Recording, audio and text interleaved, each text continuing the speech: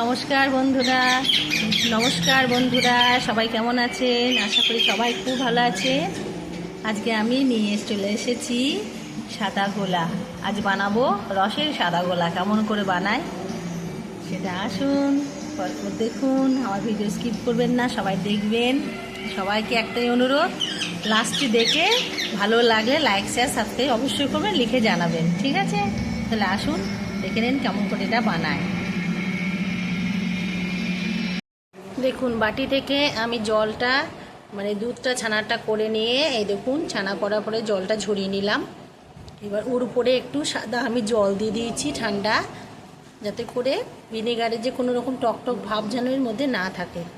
জলটা ভালো করে ঝরিয়ে নিয়ে এটা ছানাটাকে কাপড়ে যে মুড়ে নিয়ে একটা ওজন দিয়ে রেখে দেবো, যে ছানার জলটা খুব ভালো করে ঝরে যায়। তারপর ফিরে আসছি, দেখাবো এরপরে কী করছি। অনেকে শিলনোড়া দিয়ে চাপা দেয়, আমার দেখুন এই যে দেখুন পুটলি করে রেখে দিয়েছি একটা ফুটো বাটিতে, তলাতে একটা পাত্র আছে জলটা ঝরার জন্য। এর উপরে আমি ছানা যে দিয়ে করেছিলাম জলটা সে দিয়ে ওকে চাপা দিয়ে দিলাম, যাতে করে বাকি যে জলটুকু আছে ভালো করে ঝরে যাক। তারপর ফিরে আসছি।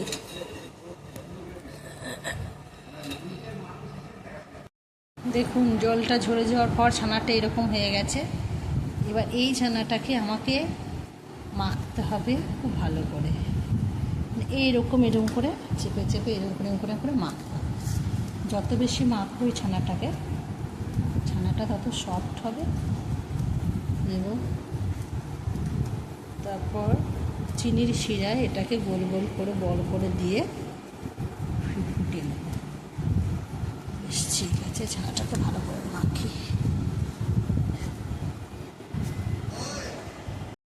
আমি ছানাটাকে এইভাবে মাখিয়ে এটা কীরকম করে নিয়েছি দেখুন, অনেকটাই হয়ে গেছে। আর একটুখানি মাখাবো, তারপর বল করে নেব।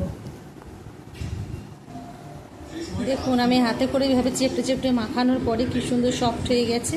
এইবার এটাকে আমি ছোট্ট ছোট্ট গোল গোল মার্বেলের মতো করে নেব, ছোট্ট ছোট্ট করে গোল গোল করে। তারপরে ফিরে আসছি, কতগুলো হলো।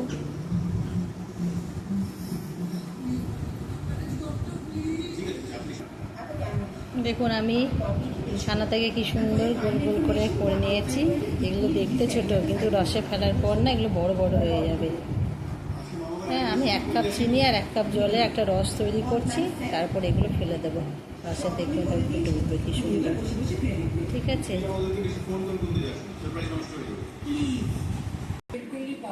দেখুন আমি এখানে 1 কাপ চিনি নিয়েছি। এই 1 কাপ চিনিতে আর জল দিয়ে দেবো 2 কাপ মতো। এই কাপে একটা রস তৈরি করব।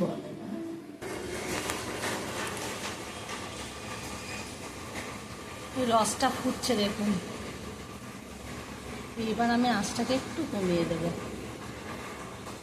এবার আস্তে আস্তে করে এগুলো ফেলতে লাগবে।